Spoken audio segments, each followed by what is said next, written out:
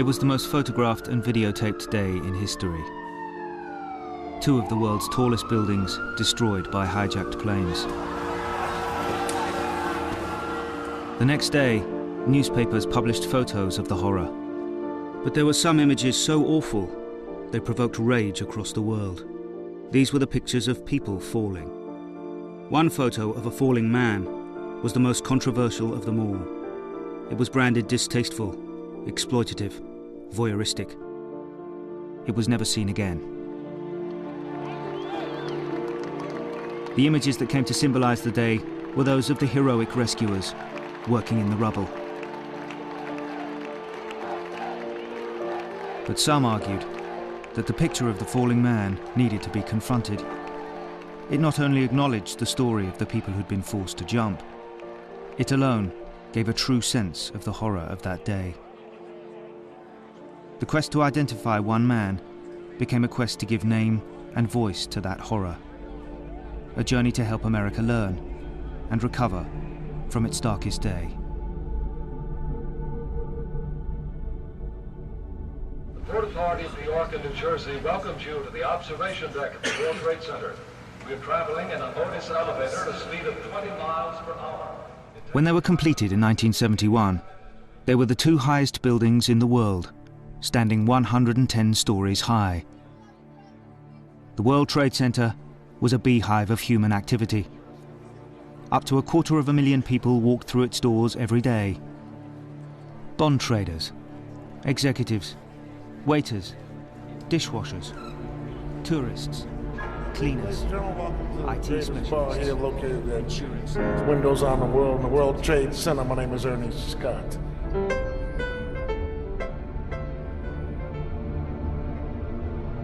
Please watch your step as you exit. We hope you enjoy. It was the tower's height that never ceased to amaze, standing an extraordinary 1,500 feet above the ground. Tuesday, September 11th. I'm James Faraday, and here's what's happening. Thousands of New September the 11th, 2001, was just another ordinary day. Lower humidity than recently, the high 80, dropping to 60 tonight, up to 78 with sunshine tomorrow, 76 Thursday. This is Steve Torrey. It appears Michael Jordan will indeed be coming out of retirement. 8:46 a.m. Flight 11. 9/11. Certain phrases have become shorthand for the worst attack on American soil in history.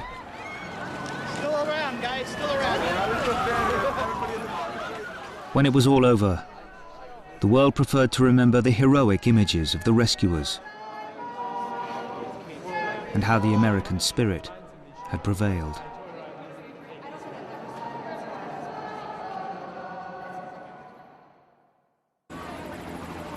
The impact cut a swathe through floors 93 to 99, instantly killing hundreds. Almost immediately, broadcasters began to transmit images across the world. Let's get this live update from 1010 Wins correspondent. And I'm looking at the World Trade Center. Initially, And there's a most people could only react to the breaking fire in news. the building right now. One of the People world's tallest pouring out of buildings it. wounded by an errant aeroplane. From the building itself. I've now moved inside a building. It's about But for anyone with a relative inside or nearby, the immediate thought was for their safety. Who was in Tower 2. I turned to my computer and I typed, hey, are you there? Meaning, are you at work? He worked for Bloomberg LP. And I was going to give him a heads up not to go downtown because of what had happened. So I get a response back that says, yes, I'm here. I'm on the 106th floor. There's a lot of smoke. I'm scared. I couldn't process that information. I was like, 106th floor of what building? And that's what I turned around and typed back to him. And he wrote back, Windows on the World, World Trade Center. Peter Alderman was one of 170 people at Windows on the World restaurant that morning. There were diners, chefs, waiters, and kitchen staff. Michael Lamonaco, the executive chef, would have been there too, but he was running late because he'd stopped at an optician's. how could that happen? How could a plane on this beautiful, crystal clear, blue sky day, run into the building? How could that happen? I started to take stock of, who's up there, what's happening at windows. I tried to take a mental roll call to try to recall who was there at that moment.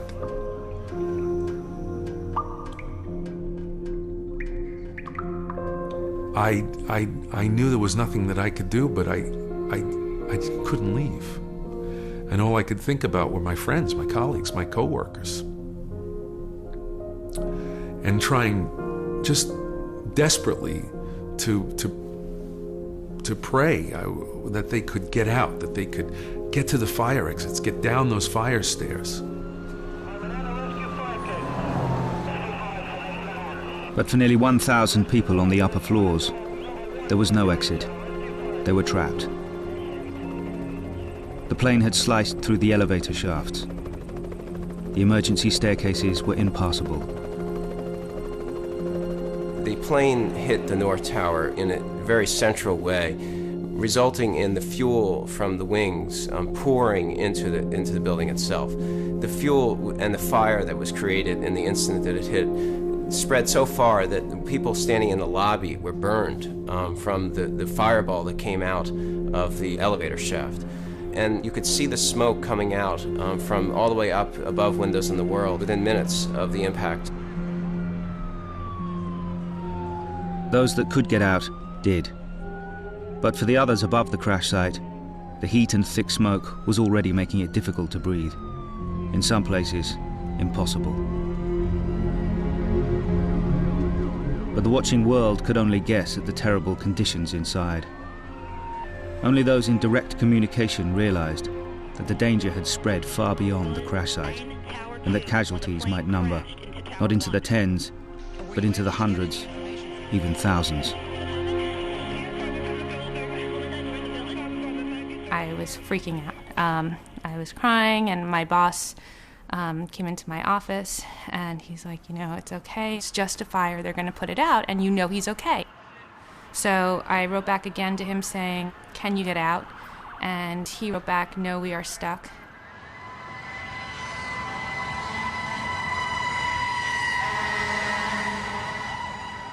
The people trapped on the upper floors inundated the emergency services with calls, pleading for help. At the point of impact, temperatures were reaching over 1,000 degrees centigrade. As the flames consumed everything in sight, the smoke was becoming increasingly toxic. In desperation, windows were broken to let in fresh air. This only made things worse. For some people, there was only one option left.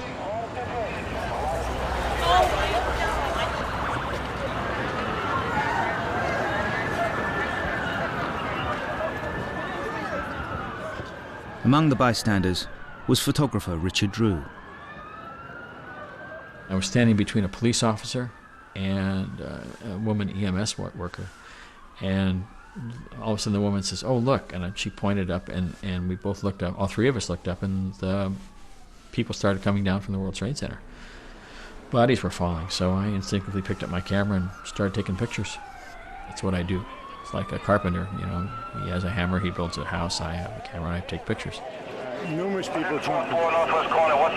Numerous people jumping. You could hear the sound. They would fall to a certain point, and then I couldn't see them anymore because my view was obstructed from where I was.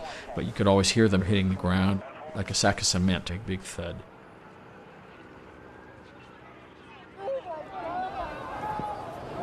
Broadcasters were pulling back. They weren't showing the people falling. They were reporting them. What did you see happen? People are jumping out the windows. Over there, they're jumping out the windows, I guess, because they're trying to save themselves. I don't know. But pulling back didn't spare people from the horror. Because then the unbelievable happened.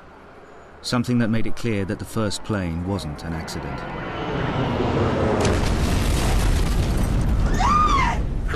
When United Airlines Flight 175 crashed into the South Tower, Millions saw it live. Looks like debris from the plane, which means that the other building experienced an explosion. Smoke you can't even see down Broadway from the vantage point of City Hall. I've now moved inside a building, but all the buildings along Broadway here at City Hall are being evacuated. On my way Now, up to this building, the 1,000 people trapped in the North Tower were joined by 600 in the South. One man, arriving at his office across the river in New Jersey, however, was unaware of the attacks and the awful predicament his wife now found herself in. A phone rang, and it was my friend Bill, and he said, do you know what's going on at the World Trade Center? And I said, no. He knew Elaine worked there. We'd been friends for many years. And he said, well, a plane hit the North Tower, and I knew Elaine worked in the South Tower. So I said, well, that's horrible, but, let me see what I can find out. My secretary came in and told me that Elaine was on the phone. The first thing I said was, well, thank God you're okay. And she said, well, not really. And she told me that smoke was coming into the room, was coming through the vents, and that there had been an explosion beneath them. She didn't know a plane hit. Elaine Gentle had seen the North Tower hit and had immediately began helping her colleagues to evacuate. She was on the 97th floor when the second plane struck and was now among those trapped. As she was speaking to me, I could hear her voice. Her breath was labored, and I remember saying, don't breathe so hard, try to relax. When I asked why they didn't try to go down, she said it was really hot out there. And she meant the area near where the elevators and the stairwells were. I didn't understand that. But it was evident to me just from her breathing that it was becoming impossible to be there anymore.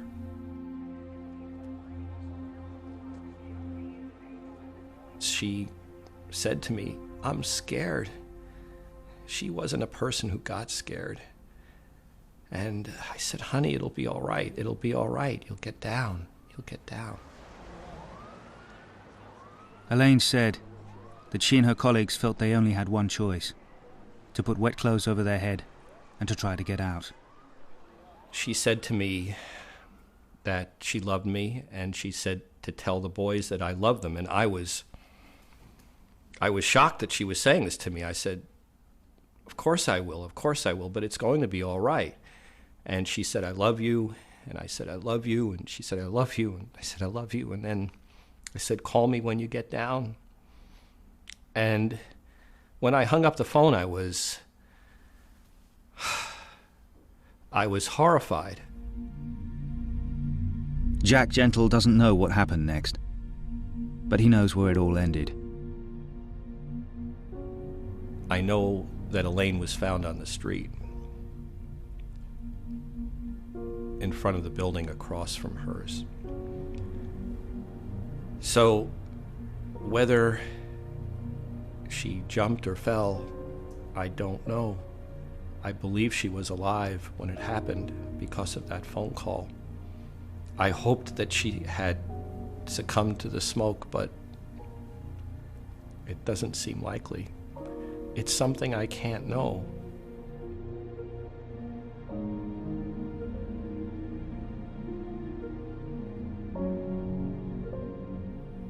In some ways, it might just be the last element of control that you have. Everything around you is happening and you can't stop it. But this is something that you can do. And to be out of the smoke and the heat, and to be out in the air, it must have felt like flying.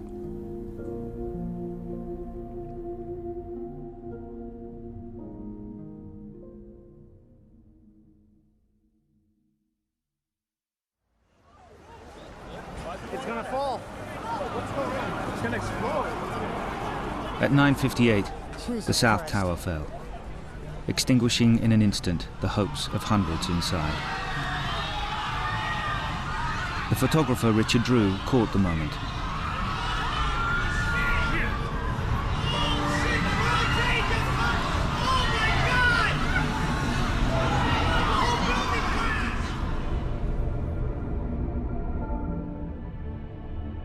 I think the camera is sort of a filter for me between me and what I'm photographing, and I'm only seeing what's coming through my lens, and that helps me sort of separate it, I guess, psychologically. What Drew didn't realize was that he'd already captured an image so shocking, so representative of the horror of the day, that it would ignite controversy and anger across the world. All the airports are closed down, the roads are closed down. The twin disaster at the World Trade Center happening shortly before 9 a.m., then right around 9 a.m., and then just a little while ago, a third explosion, which actually brought down the South Tower. 1010 Winds reporter Julia Papa is down around... More than an hour had passed since the North Tower had been hit. On the ground, people were traumatized by what they were seeing. Not just the burning buildings, but bodies falling. Some people had been blown out by the initial explosions. Some may have slipped, but it was clear that some were being forced into an impossible decision.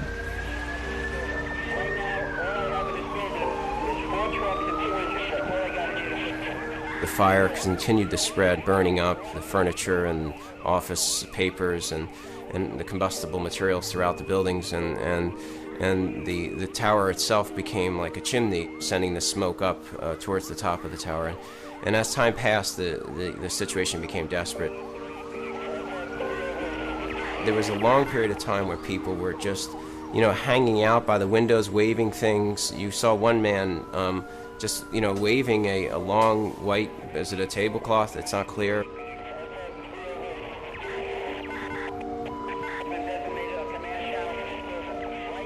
They were people that I knew. There were people waving jackets or tablecloths or napkins. There were people waving, crying out for help. And they were people that I knew so well. And that only made it worse. Firefighters were climbing the stairs, trying to reach the upper floors. They could get nowhere near. Some people had tried to escape to the roof, but found the access door locked. But it wouldn't have helped anyway. The thick smoke made it impossible for helicopters to land. Peter Alderman was one of 70 people stuck in an office on the 106th floor. He sent 7 text messages between 9:07 and 9:25 to friends and family. His growing desperation was clear. Someone had asked him if they could evacuate the building, and he said, we can't even move. When I spoke to him, he said, no, we're stuck. And I took stuck to be, maybe in a room or something, but can't move. To me, that sounds much, much worse. He said the room was filling with smoke, so, the situation was definitely deteriorating as the minutes were going by. You're able to see more and more people assembling at the windows. As time is passing, not only are they assembled at the windows, but they are stacked upon each other at the windows. Acting, I'm sure, with an irrational search to somehow breathe. Pushing up against the windows and bodies lying upon each other.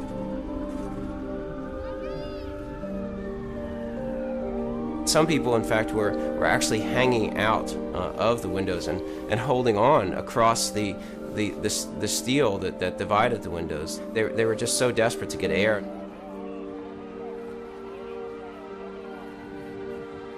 Imagine leaning out of the 109th floor of the World Trade Center.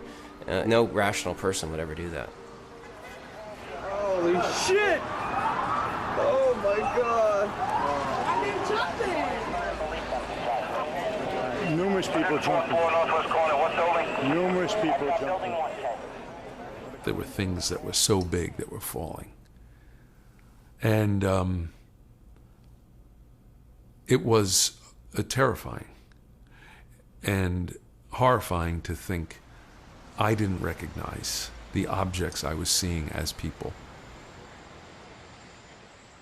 Maybe that thought was just too horrendous, too horrifying to me. Others did see what was happening. Lonely, 10-second journeys. A very public way of dying.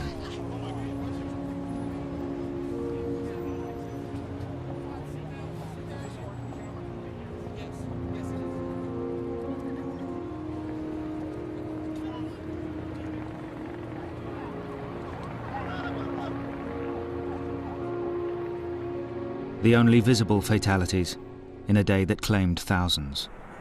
Clearly, we're in the middle of the worst ever act of terrorism directed at the United States on domestic soil, and it may not be over. Sources also telling the Fox News Channel. Thomas McGuinness was trapped just below the crash zone.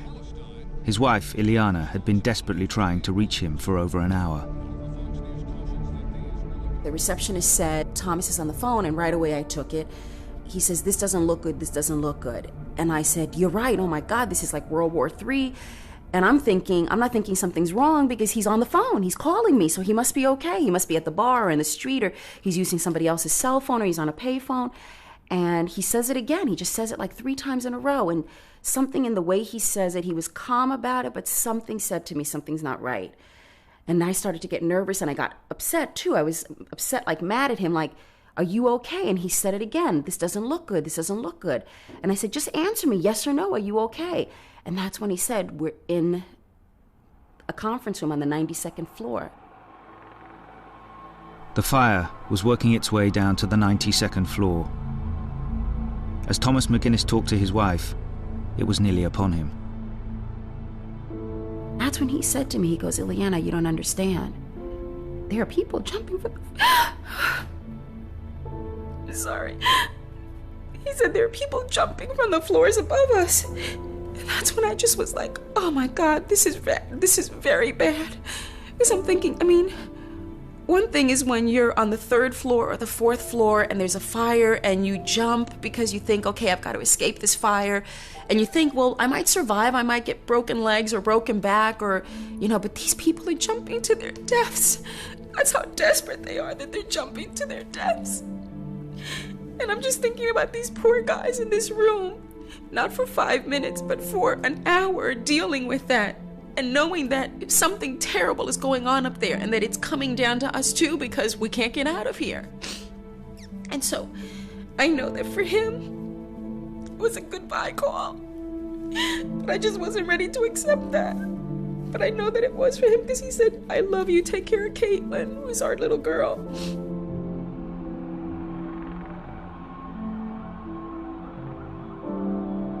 Just kept saying, you're coming home tonight, you're coming home tonight. He says, if we get out of here, it's going to be a miracle. And the last thing he said was, I got to get down on the floor. And that's when I lost the connection. And I tried again, but I couldn't get through. There was no dial tone, there was nothing. Thomas McGuinness's call was the last voice ever heard from the North Tower. 3 minutes later, the tower collapsed. By then, as many as 200 people had fallen from the sky.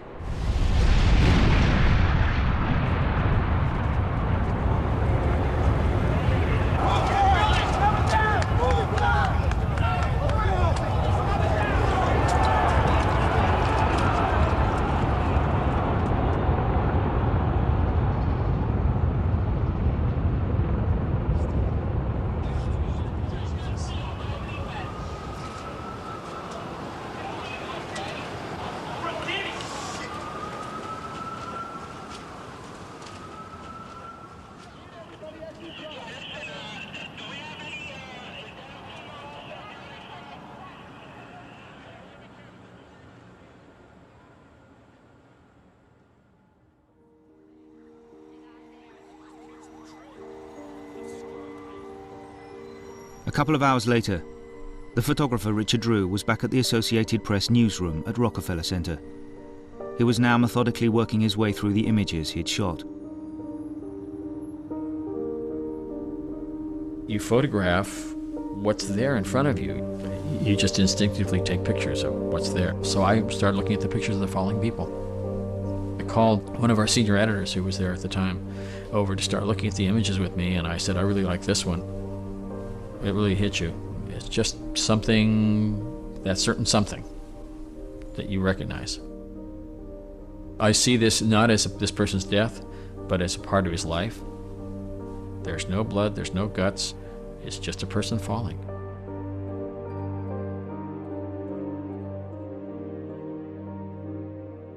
Within minutes, Drew's falling man joined thousands of images arriving in newsrooms across the world. Among them was the Morning Call, a typical mid-sized American newspaper based in Allentown, Pennsylvania. My first reaction to it was horror. I knew it was happening. There were reports of it on television, but TV stations weren't showing bodies falling from the tower. My mind right away went to, are we going to print this? And I felt we wanted to print it, but could the person be identified, you know? First thing I tried to do is look very closely to see, and I couldn't. The editors wanted to choose images that best captured the story. To gauge opinion, they pinned many on the wall. Among them was the falling man. I felt like I was punched in the stomach. You know, it was such a strong image. It was hard to look at. You feel like it's a private moment. You feels almost obscene looking at this. You feel like you're taking away the person's humanity a little bit.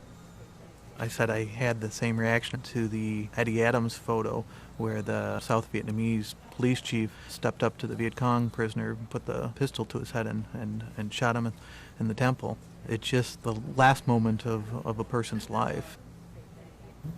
Naomi's reaction was, exactly, it is just like that Eddie Adams photo, and that's a Pulitzer Prize winning photo, and that's exactly why we should run it. At the afternoon news meeting, as the staff tried to absorb the day's events, the editor canvassed opinion. By the time we got to the news meeting, I recall there were probably a few voices were concerned. We'd still discuss the concern. Naomi was very passionate about the photo. She believed there are photos in history that are flashpoints that really kind of get at the truth.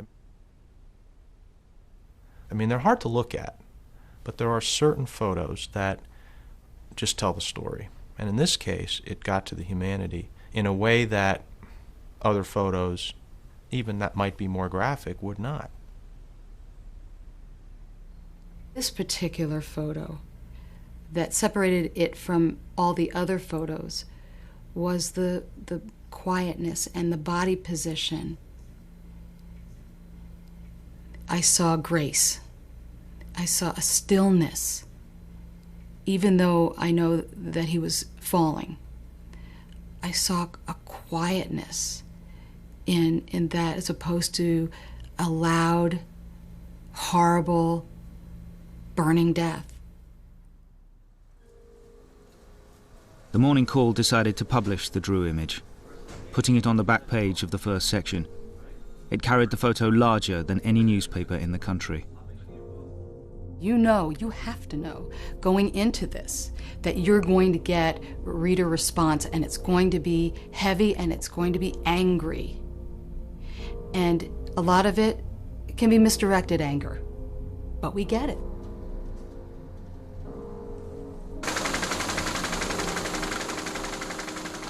On the morning of September the 12th, 170,000 copies of the paper carrying the image of the falling man were distributed throughout the Morning Call's region. Allentown is so typically American that it's regularly used by pollsters to canvass American opinion. Its response was unequivocal. To the editor, it was with utter disgust that as I read the September 12th edition, I turned a page only to see a large photo of some poor soul plummeting 1,000 feet headfirst to certain death. Do not let your children read the Morning Call. the half-page colored picture of a man falling out of the window was used in such poor judgment.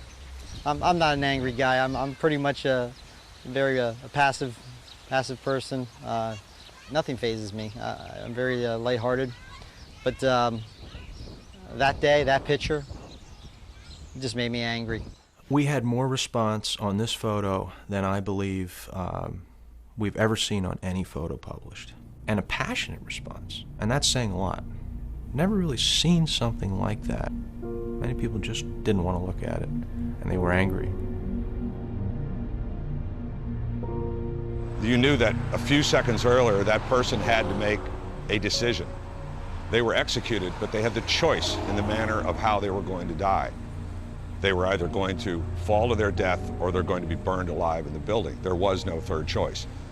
And when you saw that photograph, you immediately knew that this person had thought those thoughts, had made his decision, and acted on it. We had to capture the enormity of this event. There had never been anything like it prior, and the images were absolutely critical. I really think it did cause anybody who looked at that photo to think about that. What would I do? I thought about that myself. You know, what choice would I make? And the absolute horror of making that choice.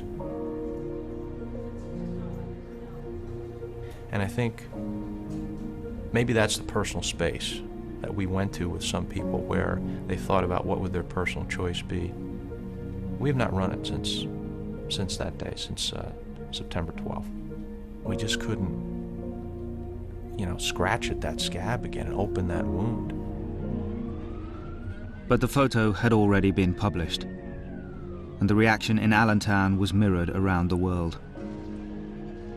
But some who saw it couldn't get it out of their mind. I remember seeing that picture. It stopped me. There was something that was every day about the person who was in it. You know, he looked like any guy who you see in the city, and yet there was something, forever remote about him. I mean, how could you ever possibly get to that experience? He seems almost perfectly composed. This is impossible. This picture, it should be, and it will go everywhere. I never saw that picture again. The photo had disappeared from public view in a remarkable, spontaneous act of self-censorship. Newspapers and magazines decided not to run it again. No one wanted to confront the existence of the jumpers.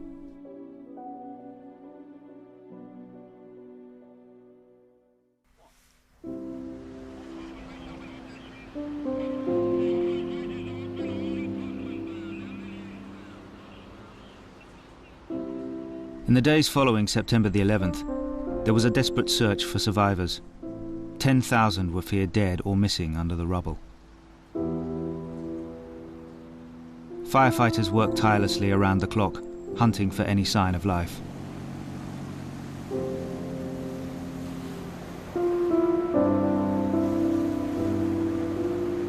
Americans had recoiled from the falling man. But now, pictures of the rescuers was something the nation could celebrate and rally around.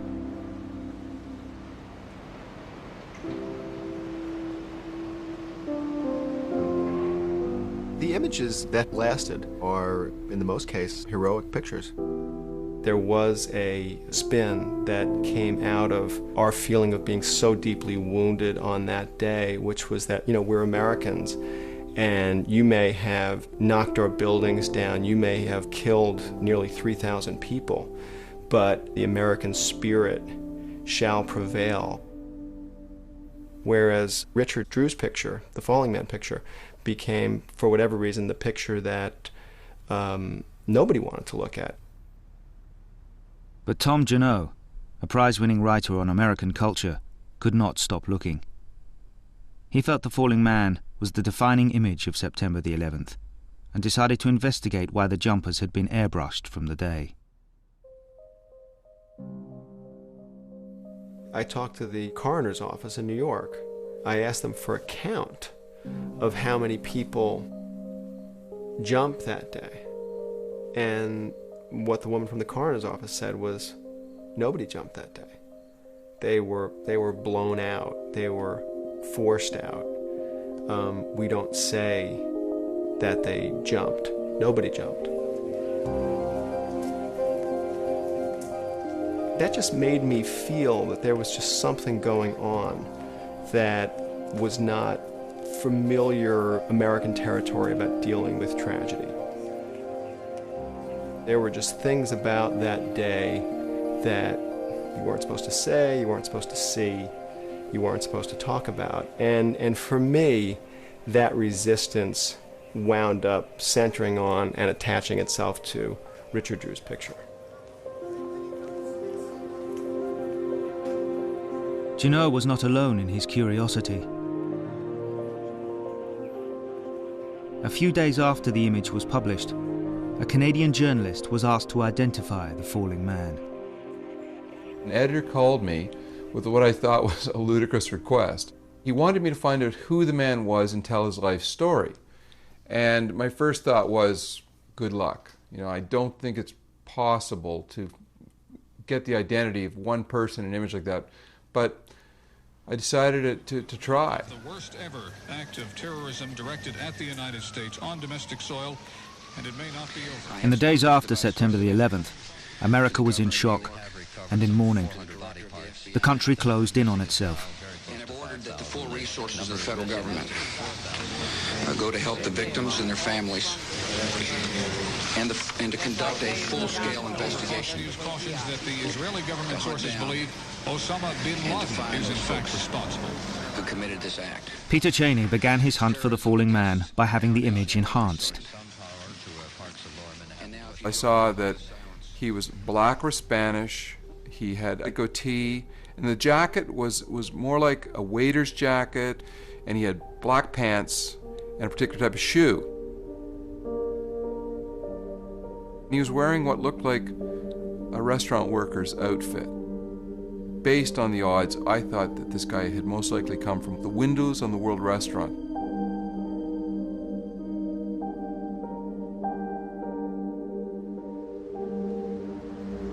We have checked like 4 or 5 hospital lists. We couldn't find anything. And there were thousands of people desperate for information about their missing loved ones. And they were trapped. She was on the 79th floor, so everything around them had collapsed already. If I don't find him, I have to start all over again. It's taken me my entire life to find him, and I don't know what I will do without him. But no one wanted to lay claim to the falling man. For 2 or 3 days, I worked non-stop to try and track down who this person might be, but I seemed to be getting nowhere. I had called Windows on the World. I had gone all over the city looking at the missing posters, trying to find somebody who matched this particular image. I'd had it. I'd done everything I could think of doing, and it wasn't working. Then, late one night wandering around Times Square, Cheney came across a poster of a missing man in a white jacket. I had this instant sort of recognition. I thought it looked like the man in Richard Drew's picture. He looked an awful lot like him. And I almost doubted myself. I said, how is it possible that I would do all this work and then chance upon a poster in Times Square? The number led to Milagros Hernandez. She and her family had pinned hundreds of posters across New York, desperate for any news about her brother, Norberto. He worked at Windows on the World. I asked her if she and her family had seen the picture in the newspaper. She said yes. And I said, did you think it was your brother? She said yes. I said, well, I'd like to tell his story. Milagros was eager that Cheney come with her to her brother's funeral and meet Norberto's family. But they were incensed when they discovered that a journalist was there. I was standing there, crying, praying. I believe I turned back. I see a man with a photo. My aunt, I believe she called me over. And I cursed him. I told him to get out, That's not my father. Get out. Excuse me for saying this, but if I had his address, I would go to his house and it wouldn't be so nice. But some members of the extended family did identify Norberto as the falling man. Cheney went ahead and published his article. The story quickly spread around the world. When one of Norberto's daughters heard about it, she got on the internet to investigate. When I typed up my dad's name on a search engine, there were 9,384 articles. I'm like, wow, let me open a couple. The jumper. It was in Czechoslovakian, Yugoslavian, there was in Italian, French, and I can't read any of those languages, but I was able to pretty much read out Norberto Hernandez, jumper, World Trade Center, and you see the picture. Norberto's wife and 3 daughters refused to accept that the image was Norberto. It flew in the face of their family motto, together forever, and their faith. My father, he was a gentle giant. He was 6'2", very quiet, humble. Barely heard him speak. My father liked salsa, especially Salsa Kids and El Gran Combo, and Tito Rojas. He always was listening to that music. He would never put us aside for anybody. I mean, he was the main guy, you know, he was my father. The thought that her father could have jumped had a profound psychological effect on Norberto's youngest daughter, Tatiana, 13 years old at the time. I couldn't sleep. I thought it was the truth. I believed that. I was like, oh, it probably was him, you know. And I started seeing him in the house. One time I saw him, like, creep over, and then he was smiling. And I was so scared, because I thought everyone else saw it. I was like, oh my God, did you see that? And they're like, what? What did you see? I'm like, didn't you see Papi?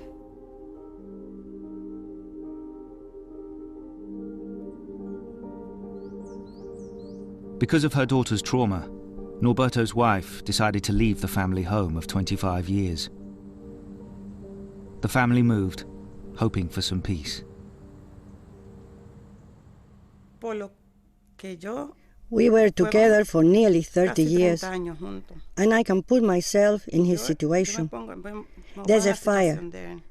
I'm on the 107th floor.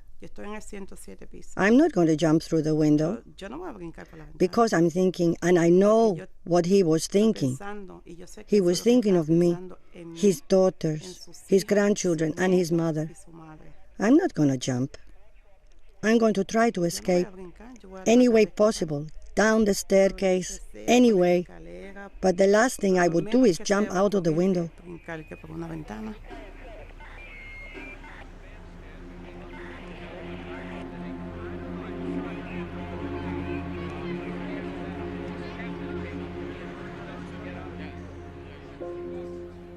But it was more than grief that fueled the Hernandez's angry denial. It was something more fundamental.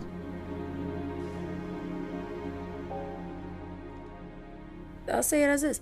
Once a person commits suicide, their soul automatically goes to hell with no questioning. We weren't the most religious family, but we had our beliefs and we went to church. So by you calling him the jumper, you're kind of saying that his soul is damned. You're telling me he's in hell. I think that's mostly what got to my mom. That's what got to me, too. To the Hernandezes, the thought of their Norberto jumping was impossible. To them, it was a betrayal of love and faith. To others, the idea of identifying the falling man smacked of voyeurism. The chef, Michael Lomanico, had worked with Norberto for nearly 14 years. What do we stand to gain by identifying this person? What's the purpose of this? Why this exercise in trying to look at this photo and understand who's in it? What will we ever know about this photograph that it doesn't already say on its own.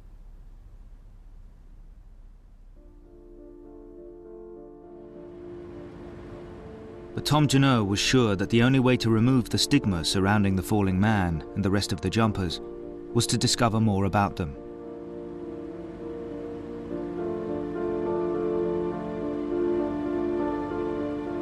I felt that the idea of people jumping, I felt that the jumpers, I felt that the falling man had been sort of pushed to the side. There was an element of exclusion, that he died improperly, that we want to remember this day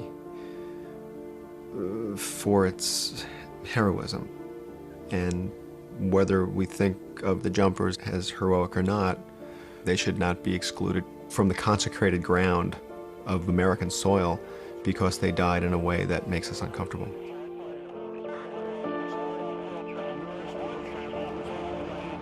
Junot was convinced that America needed to confront the falling man, a harrowing symbol of 9/11, instead of pretending he didn't exist. He then found someone who provided justification for his mission, someone who'd found comfort and peace by accepting that his loved one may have jumped. It had to be so intense up there, and there was no other way out, that it was either burn alive or go quickly. I envisioned that it had to be the towering inferno, and from the photos I saw, it obviously was. Who knows how much smoke was in there? You know, do you suffocate to death or do you jump?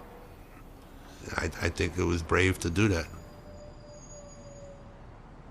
When the media started posting photographs, then I started searching to see if Karen was one of those jumpers. After a while, it just became an obsession with me. I was so intense on just finding something. I found some photos in my search that I think was Karen jumping. I know it's her because the clothes and the shape, I would know her from a shadow. She had a blue sweater top on, sleeveless, and cream-colored pants. If you look at the pictures that I have, I mean, that's what I see. It wasn't painful for some reason. It really wasn't. I finally, have something I can hold on to here. This is where she was, and this is how she died. She jumped. She didn't burn up. She didn't become dust. Nothing is more painful than losing her. But not knowing how I lost her was even more painful. So now that I believe that that's what took place, it's not painful for me to talk about it. And if she jumped, she jumped.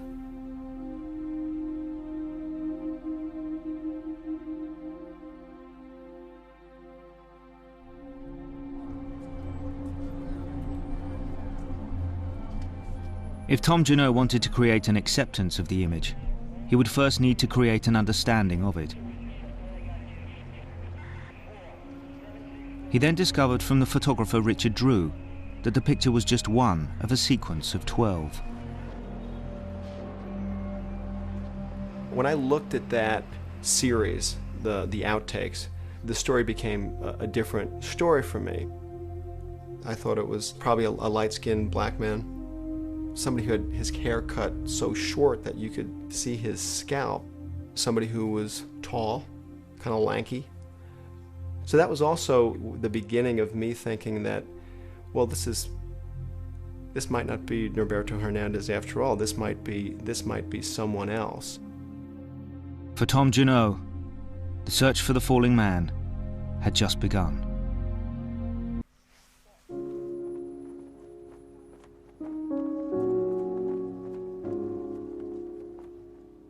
As the months passed, the search for bodies was replaced by a clean-up operation.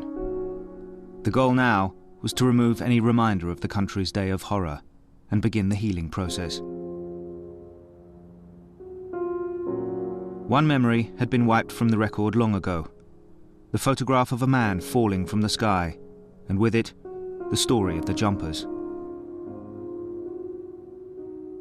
Writer Tom Junot wanted to make sure that healing didn't mean forgetting.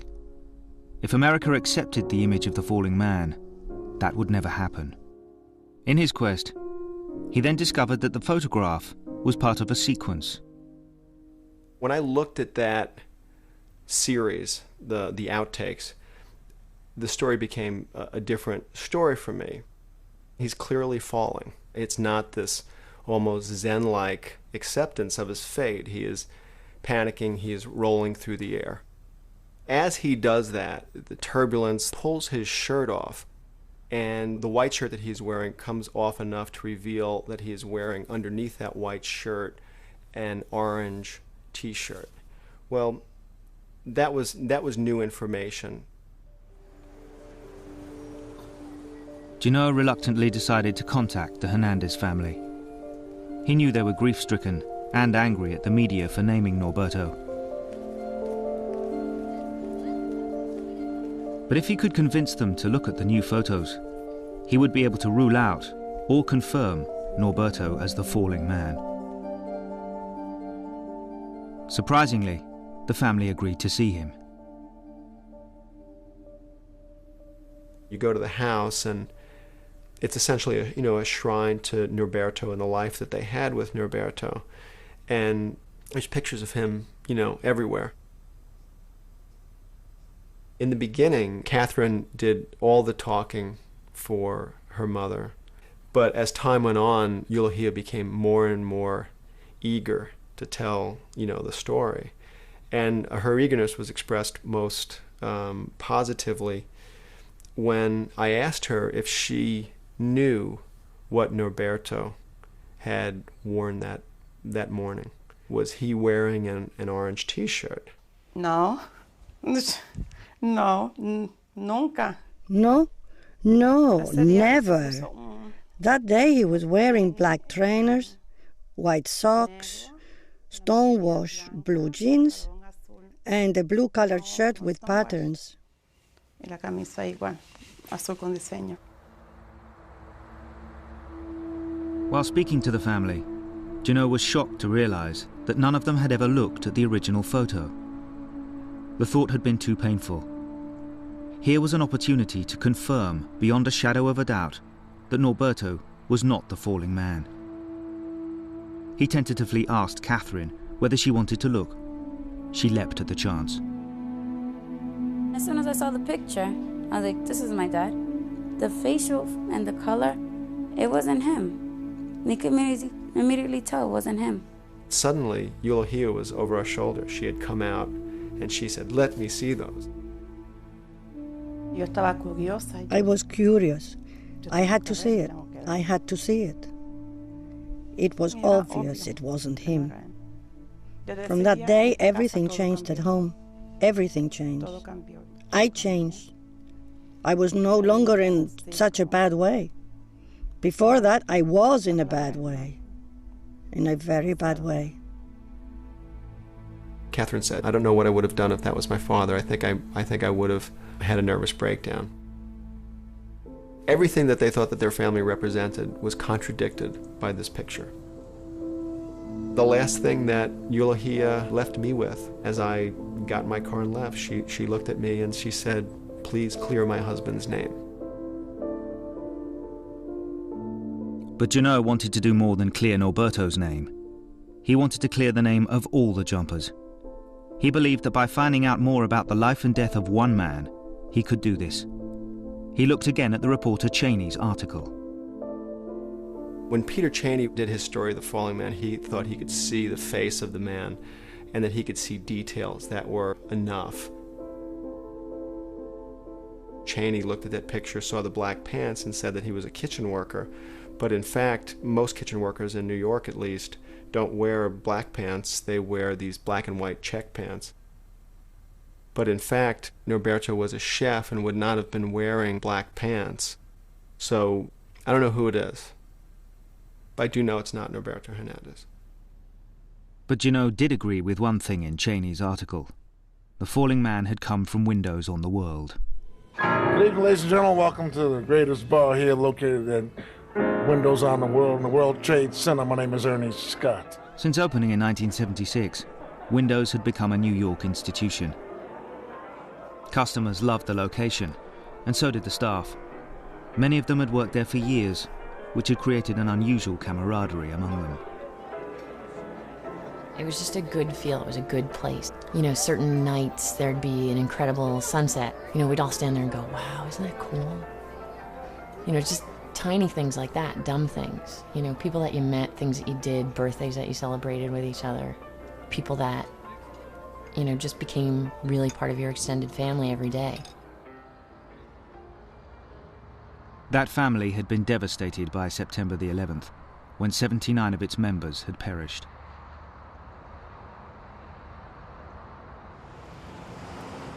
But could one of them have been the falling man?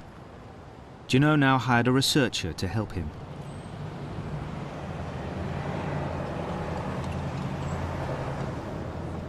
They compiled a list of 22 possible names, based on age, race, and body type.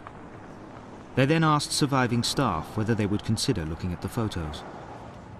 You're asking these people to look at something that could possibly be a colleague of theirs, that could possibly be a good friend of theirs. This is not something that you're not looking through a high school yearbook with them. This is something that you've really got to approach respectfully. For anyone who had lost a friend or colleague, this was a painful request.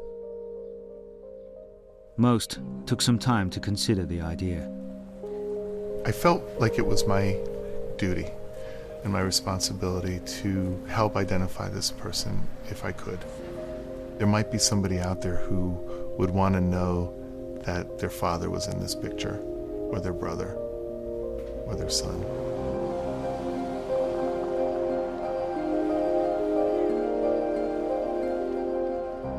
I was very nervous before I looked at the pictures. I was hopeful and terrified at the same time that I would know who it was. I guess in some ways I did want to know if it was one of our people, but I really didn't want it to be one of my people. Not everyone felt they could help. Michael Lamarnico had stood and watched helplessly as smoke, then flames, then people poured out of his restaurant. My reaction to the photographs was I didn't want to see them. I didn't want to be in the room with them. I didn't want to handle them. I didn't want to participate in this. Other Windows staff agreed to meet with the researcher, who brought with him the Falling Man series of photos. It was actually very easy to eliminate a lot of people right off the bat, and literally just went one by one, thinking about, was it this person? Was it this person? And reaching a conclusion at the end that it wasn't anyone that I could positively identify. As time passed, more and more names on the list were ruled out.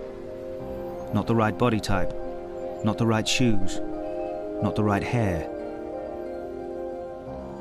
Finally, there were just a few names left, and one last staff member to look. We went through those pictures with a fine-tooth comb. It didn't resonate in my mind that it was anybody from our staff. And in a way I felt really bad about that, because you want to give somebody an answer. But in a way I was so glad it wasn't. So glad it wasn't. The investigation had reached a dead end. America was moving on from September the 11th. The falling man was in danger of remaining in obscurity.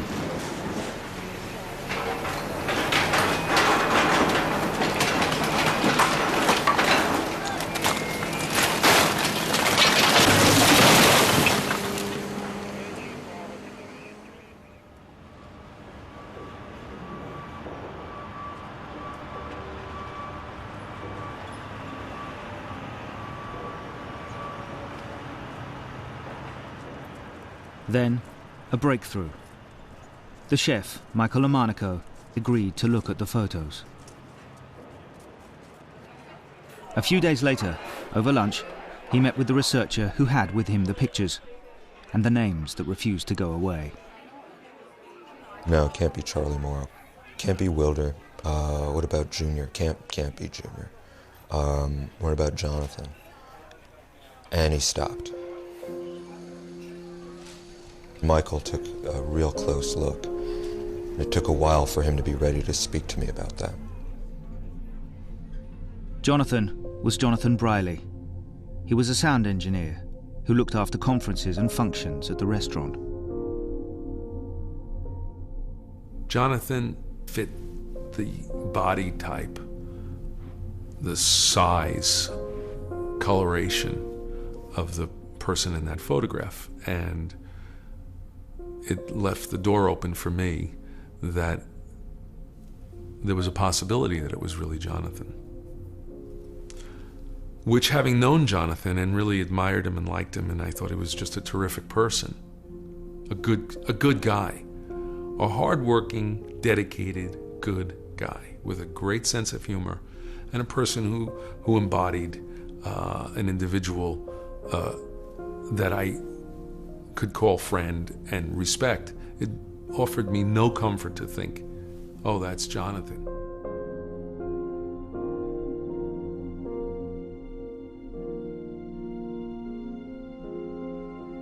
If it is Jonathan, I can only feel so bad for him having to have suffered the way he did.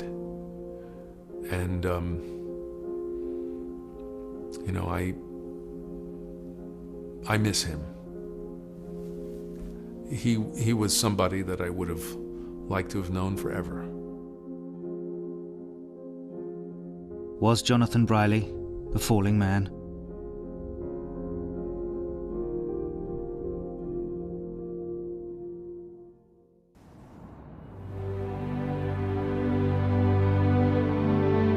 Every September the 11th, two giant shafts of light commemorate where the Twin Towers once stood. A dramatic image, but it gives no clue to the thousands who died that day. One man believed that a simple photo did. He now believed he knew who the man might be. Someone called Jonathan Briley. Now he needed confirmation from the family. Of all the interviews, it was the most heartbreaking because Jonathan Briley's father was a preacher. He said, "I'd like to talk to you, but I can't." For my life's work, I tell people that they have to go on after tragedy. And then he said in that same impossible voice, "But I can't do this. I can't do it for myself." The Reverend Briley suggested that Jeannot talk to Jonathan's older sister, Gwendolyn. She'd been especially close to Jonathan.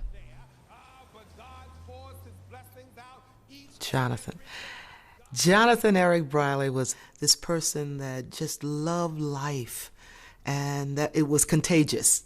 So when you were around him, you couldn't help but smiling and laughing. Every time Jonathan comes to mind, he's walking and he's talking and he's smiling, and he had this bounce in his step.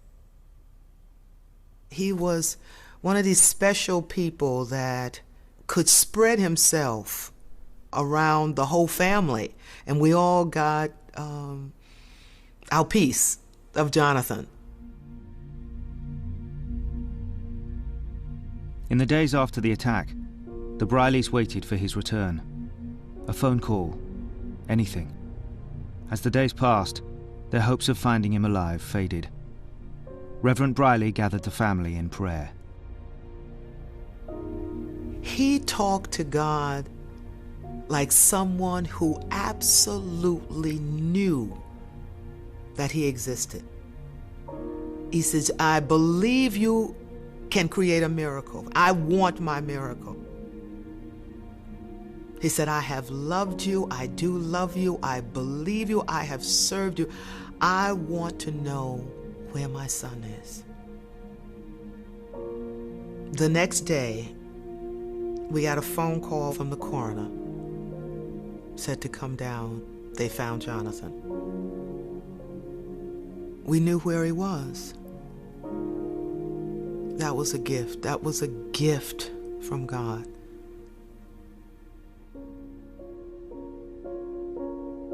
The coroner's office identified Jonathan through DNA and dental analysis. Jonathan's younger brother Timothy had the painful experience of confirming the identification. Timothy recognized his shoes and his hands. He said, I would know my brother's hands and his feet. He took one of his shoes and he kept it. They were black tennis shoes, lace up, and then had that Velcro thing around the ankle. I didn't remember anything about an orange t-shirt, but when I talked with Timothy, he did. He talked about how Jonathan had this orange t-shirt and they would tease him because he wore it all the time. Could Jonathan be the falling man? When I first looked at it, it was almost like touching a hot stove. Your mind just come. I looked at the figure and I saw it was a man, tall, slim. Wow. I looked at it and I said, if I didn't know any better, that could be Jonathan. But for Gwendolyn, the identity of the falling man didn't matter. She understood that it symbolized something far more significant than a single individual. I never thought of the falling man as Jonathan. I thought of him as a man that just took his life in his hand for just that second.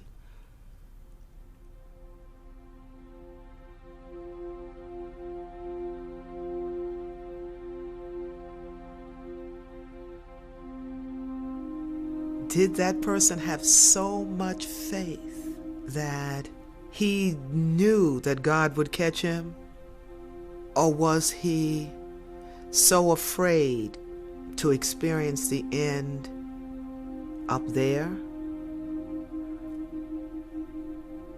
That's something I'll never know, because that happened to him.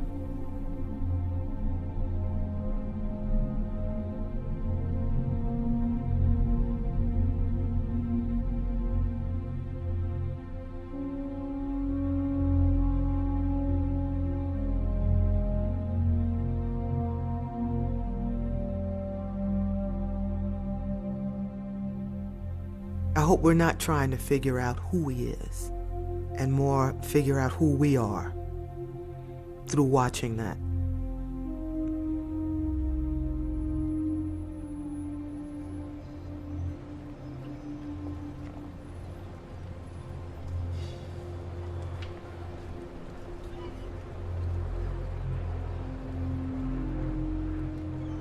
Tom Janot could never be absolutely certain that Jonathan Briley was the falling man. But he'd learned something far more important from Gwendolyn. The man's identity didn't matter. The power of the image came, not because the falling man could be identified, but because he couldn't.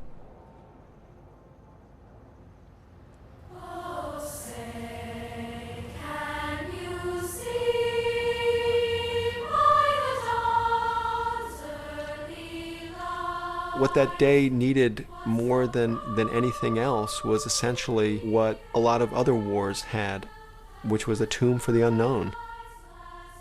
What makes the tomb of the unknown soldier so poignant is the fact that he is unknown. It's not the fact that he is identified, it's the fact that one has been made to stand for many. When Richard took that picture, I believe that he took a picture that really stood as the tomb of the unknown soldier for that day. Jesus Neptali Cabezas. Lillian Caceres. Brian Joseph Katia. Stephen Dennis Cafiero. Tom Janot's quest had revealed just how important the falling man was. The image didn't insult those who died. Rather, it was a fitting and just memorial to them. because it forced the world to acknowledge and remember the terrible events of that day. One of the reasons why I became so determined to plumb the meaning of the falling man was that we can't hope to understand these incredible times unless we look at these images and accept the witness of these images. I mean, I think that looking at the falling man and to discuss it is the only option that we have, given that there is a falling man.